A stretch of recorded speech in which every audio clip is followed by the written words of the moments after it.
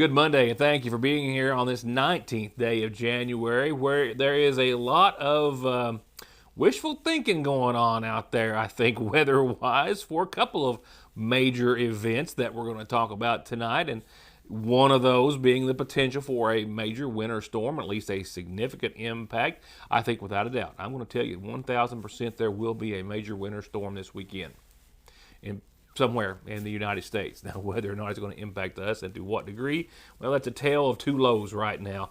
I'll elaborate on that in more detail in just a few seconds. The other major weather-related event, dependent largely on the weather, is another chance to see the Northern Lights tonight.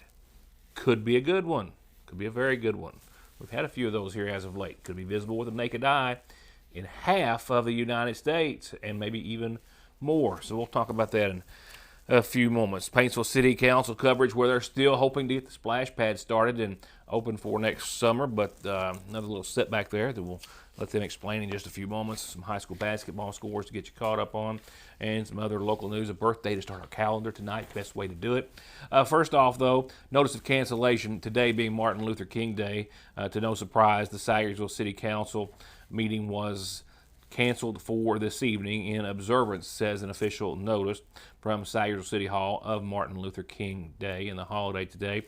No city council meeting will be held on this date, which would have been, of course, a short time this evening. It also says the next regular meeting will be held in accordance with the city's established meeting schedule. That seems to imply that there won't be another meeting until next month. It's not really 100% clear, as I think there is a requirement by law that they have to have a meeting, albeit regular or special, each month. Nevertheless, I'll get some clarification on that and let you know. I can tell you that the McGoffin County Fiscal Court is to meet tomorrow with newly appointed Judge Don McFarland there, of course, at the helm. And I'll have a camera there and a report to follow.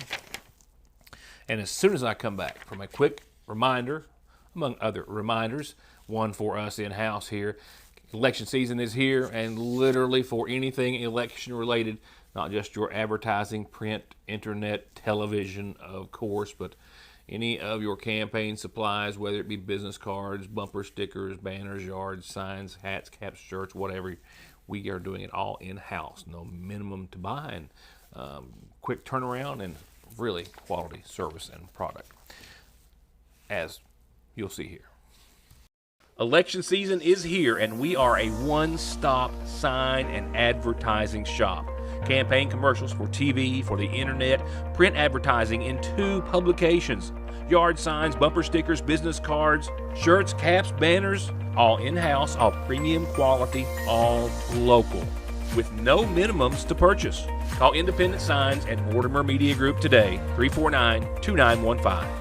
At Big Sandy Healthcare, every patient is seen as an individual deserving of respect, compassion, and top quality care. For us, it isn't about who they are or where they come from, but about the dignity and the care that they deserve. Our commitment goes beyond simply treating diseases. We tackle food insecurity, transportation problems, and other barriers many of our patients experience that hold them back from living fuller, healthier lives. At Big Sandy Healthcare, that's what sets our organization apart. Atrial fibrillation is one of the more common rhythms we see. AFib is an arrhythmia of the heart where the top part of the heart is beating erratically and out of sync with the bottom part of the heart. The electrophysiology service is made up of a team of healthcare providers, and that includes an electrophysiology lab where we're able to do procedures to help repair heart rhythm problems. When a patient becomes heart rhythm free, it can really restore their life. ARH, more for Appalachia. Youth, Experience. modern solutions to modern problems, Proven solutions to legal problems. an emerging face in the courtroom. A known presence in the courtroom. Together, we are multifaceted. Together, we will do right by you. If you are having any legal issues at all, just relax and call Max. If a car wreck is causing you pain, just pick up the phone and call Donald Wayne.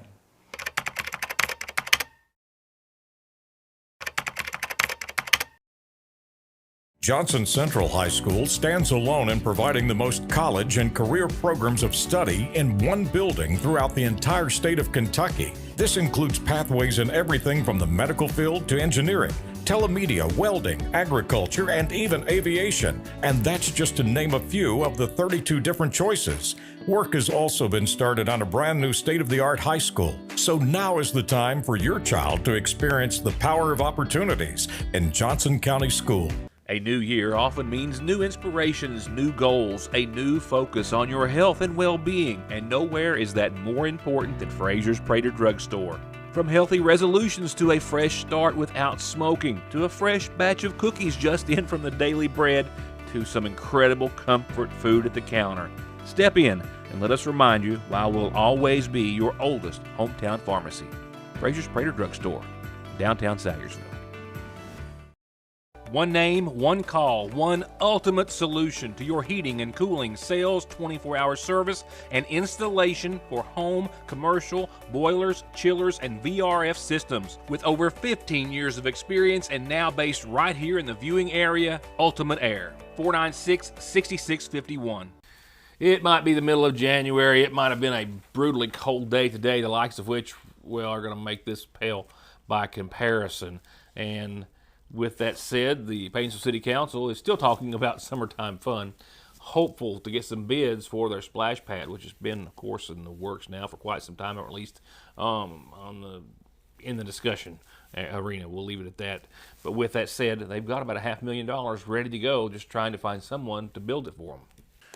Meeting in special session early this morning for the sole purpose of opening bids, the Painesville City Council failed to receive any bids for the new splash pad project to go at the new city pool. They had hoped to have bids to open after a 2-week period, but are going to take a dive into doing this one more time, this time extending the time frame allowed to get bids back in, still with some fingers crossed and high hopes that they'll be able to start construction in time to have it ready for summer. First thing on the agenda is open bids for the splash pad. Miss Regina, I'll let you take the lead on that. We got any bids to open up? Well, I think Robin says we haven't received any bids. No, we've received no bids. So it was my concern that we were going out too quick, not giving them enough time to get the design. So we could reissue the bid, or we can reevaluate the way we're putting it out. What do you think, Bo Cook? Well, that would be your two options. One, if you're going to do it the way that it was, which was, or put out this time, design bid, really only gave him a couple weeks.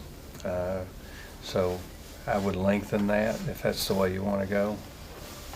Either that or actually design it and put it out. So, what's your suggestion? How far should we push it out? I would push on design build. I'd push it out 4 to 6 weeks. That's kind of what we thought in the beginning, but we hoped that somebody would be willing and say, hey, let's get on this, and so we could get it done quicker. But sometimes it just takes time for these wheels to turn, and apparently they didn't respond. Even the major vendors didn't respond. I think they just needed more time. Well, there's only certain people that has those aquatic features is what they're called. And then you got your contractor, so the contractor has to decide whether they want to do it, and then they got to contact those manufacturers of the features, and then they got to work together to put it, get prices, and then the contractor's got to do his stuff too. So it probably just 2 weeks just wasn't quick and hurt enough time, I'd say. So did we reach out and contact anybody at all? Yep, all of them. Yeah. And then some, more than I told you about. We found some more people and contacted them. So yeah, it went out. We sent it to people. Yeah. And then the contractors locally asked us for names. We supplied those same names to them to contact as well. Regina, do you remember before when we were talking about it, what price we had in mind? Because we had a number out there. I can't remember what it was. Yeah, that was some time ago before all this inflationary, for everything, labor and prices. But it was like we were going to build it for like 3 something. So when we wrote the grant, knowing that it would take so long, we kind of bumped the expenses up because we knew that whatever we had left over could be for amenities. Right. Yeah. So that's why we went for the larger amount of money. The money's already in hand for the project. They got a grant, a federal land and water grant for $245,000, and then through House Bill 723, some state matching funds in the same amount for a total of $490,000 sitting in the bank or at hand and ready to go as soon as they can get some bids back and get construction underway. They did, after some more discussion, decided to reissue the same bid request as it was for both the design and construction of a splash pad in Paintsville. They're going to hopefully review bids that they do receive in their March meeting in about 6 weeks. They did receive some bids for a new roof for Fire Station Number 2. The low bid of $31,534 was accepted for a roof replacement.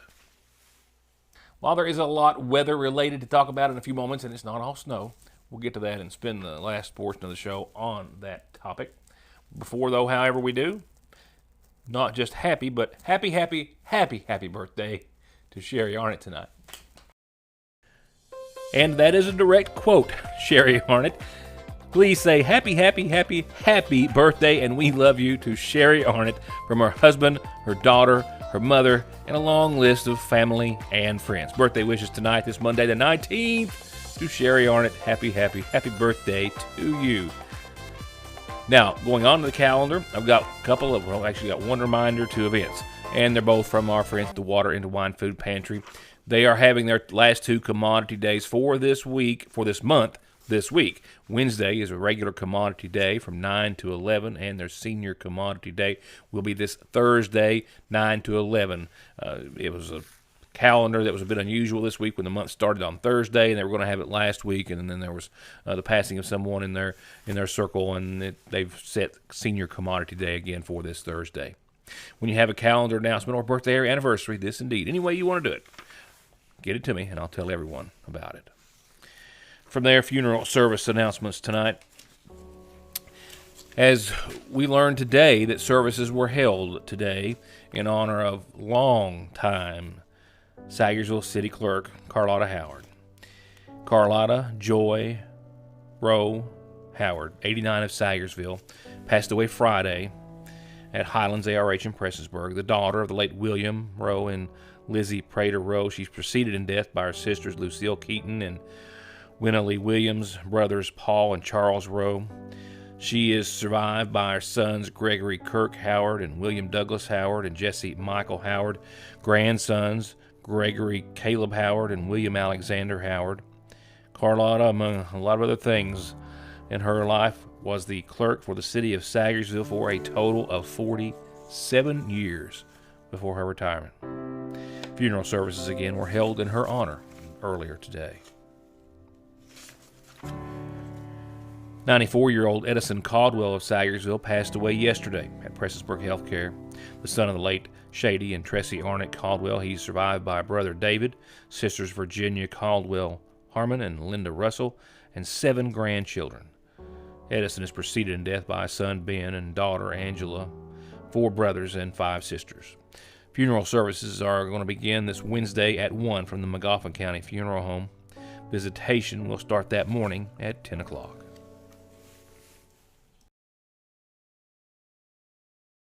SMB is proud to stand with you with what might be your very first and definitely last checking, savings, retirement, even Christmas Club account, along with consumer, auto, mortgage, business loans that you can easily manage from anywhere in the world with safe, secure mobile and online banking that comes from over 120 years of commitment to your financial life and well-being, today, tomorrow, and forever.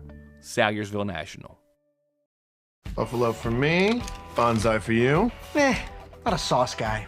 Famous last words. Not a napkin guy either. Try new famous sauce with Lee's Saucy Sampler. Only at Lee's. Famous for a reason. Starting off a new year, Parkway Pharmacy wants you to know that they have a lot to be proud of, thanks to you. Proud to be community partners. Proud to be good neighbors. Proud to be your pharmacy. Thank you from everyone at Parkway Pharmacy in Sayersville. 90s Mixtape Live.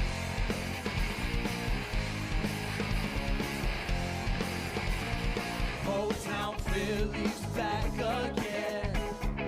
Well, it's love that I need. That thing, that thing, that thing. Oops, I did it again. Rock your body, yeah. Party now, and I will always love you.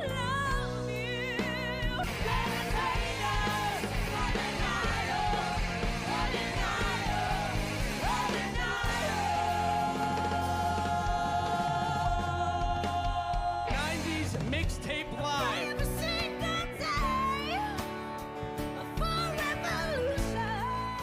For whatever reason, if your working days are over, don't do anything before you meet Grover. Social Security, disability, SSI, work injuries, wear and tear, and hearing loss. 888-9-GROVER. There are buttons to button, snacks to prepare, math problems to help with, and boo-boos to kiss. If you have people who need you, you need life insurance. Talk to a Kentucky Farm Bureau agent about a policy that protects the ones you love. Kentucky Farm Bureau Insurance. Big on commitment. It's a new year with new deals at Conley Tire in Staffordsville, like $100 back on new sets of Goodyears through February the 28th, and other specials on East Kentucky's best in-stock tire inventory. Conley's, your tire, wheel, and auto repair and maintenance HQ since 1982. In Staffordsville or at conleytire.net. A quick checkup of viewing area basketball tells us that the boys for McGoffin County were on the road Friday night. They traveled to Pike County Central. That was a short one for them, 58-77 final score. That loss puts them at 2-14 and puts them on the road for a district matchup tonight at Johnson Central, where the boys already are. Girls action for McGoffin County, a loss Friday at Martin County, 37-57 after 5 wins in a row. The last 2 have been in the L column, and that's also put them under the 500 mark at 7-9 for the Lady Hornets. Paintsville Tigers 77-62 over McGoffin County on last Tuesday, their last game. They are not playing until Saturday was their last game. They played Saturday. They hosted Letcher Central. That was a win, too, 69-34.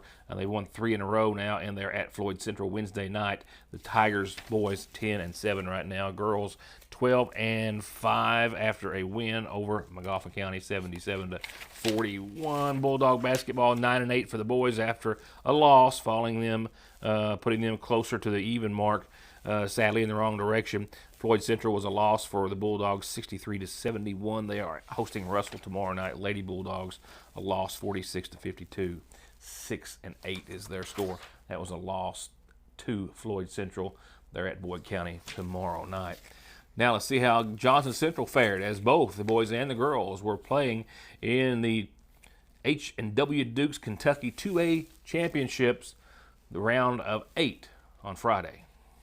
The 2A tournament has been around since 2017. It was an idea that came up to let mid-size schools have a tournament similar to the All-A Classic format, and it's based on school population and size. And last Friday, the Johnson Central faithful were either hitting the road or wishing them well, as the Eagles, the boys first, well, they were traveling to the Sports Center and they played Glasgow, and this was a loss for them, ending their run at the final round of 8, 64-81 final score for the boys. But the boys are still rolling on an 11-3 season, and they've got 1-0 right now in the district play. They are as well hosting McGoffin County tonight. Lady Eagle basketball, they too made it to the final round of 8 teams, and they too came back with a loss, 68-76 in the 2A championship series or tournament. That puts them as well at 8-5 on the season, 1-0 in the district as well. They are not scheduled right now to play back in regular season play until Saturday at 5:15 in the Kitten Classic at Ashland Blazer. Now, whether or not they pick up some games throughout the week, we'll see, but that's right now the next one on the schedule. I'm not sure how it breaks down to how much wishful thinking there is for or against potential for some serious snowfall for the weekend. It's a love-hate relationship, always has been, always will be. We'll talk about the potential for some snowfall in just a second. Right now, the potential exists tonight to see the northern lights, and we have a mostly clear sky to go along with the chance of seeing. They literally could be seen as far south as Alabama tonight. 2025 was certainly a treat to see the auroras as many times as so many Americans did who usually don't get to, and this might be starting off 2026 on a similar note.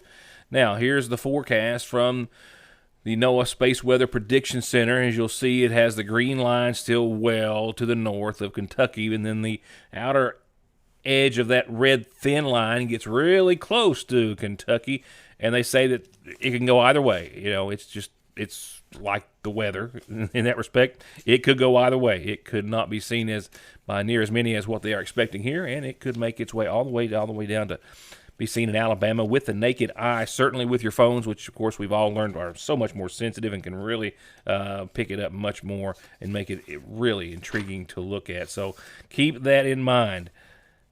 The G4 conditions are still possible, G5 being the highest. If skies are clear and the magnetic field orientation remains favorable, well, a lot of folks could get in on the action tonight. Right now, Kentucky's not listed in that initial list of 24 states, but, you know, you're saying there's a chance.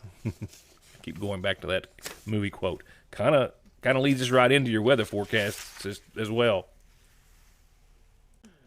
Where there is nothing to look at on local Doppler radar as of right now, but boy, oh boy, is that going to change. We're going to have a lot of opportunities here throughout the week and the weekend to do so. A winter storm is brewing for someone, somewhere, for the weekend. We'll get to that in a few seconds. Let's talk about conditions out there today. We hit 37. Wind chill out there made it feel not anywhere close to that pretty much at any time. It was cold out there today. We had a 22-mile-per-hour gust here in the downtown area. Yeah, you factor that with 37, and you're down into the teens at times. And we have westerly winds still up to 5 to 15 miles per hour tonight, with temperatures around 8 degrees. Okay, just to make sure I got everybody's attention now. Tonight, 8 degrees, west winds 5 to 15. That will be much closer to what feels like 0 and maybe a tick or two below tonight. It is one of those people, pets, pipes nights. Keep that in mind. Tomorrow, sunny, but only 29 degrees with a much calmer wind chill, but still a wind chill first thing tomorrow. We could see single digits, and then hopefully the winds will calm down and we'll be out of that. But 16 for tomorrow night's low is still cold. Sunny and clear across the board Tuesday. Wednesday, it's going to hit 47 degrees. We've got 20 to 22 mile per hour winds possible from the south. We have a 20% chance of rain. 30% that night, still windy as well. Thursday, as you saw, mostly cloudy, gradually becoming sunny, 45-21. And then here we go into the latter half of your 7-day. Friday, 33 and 11 as more cold air comes in. We've got 2 low-pressure systems at the end of the week and into the weekend, the second of which has the potential to be a major winter weather player. Where and how much, and there is just so much unknown about this that I don't think there's anyone really putting any type of prediction on this system as of yet as to whether or not we are going to even be the ones to see it. Way too early, but as each day goes, we will have more knowledge and know more, and it could be an interesting one, and I'll just leave it at that for tonight, for your weekend, for the potential of some accumulating snowfall. And definitely, as you see, we've got cold air to go along with it. So if there is any snow, it's not going to be a quick hit and gone. That's it. Thank you for watching. See you tomorrow.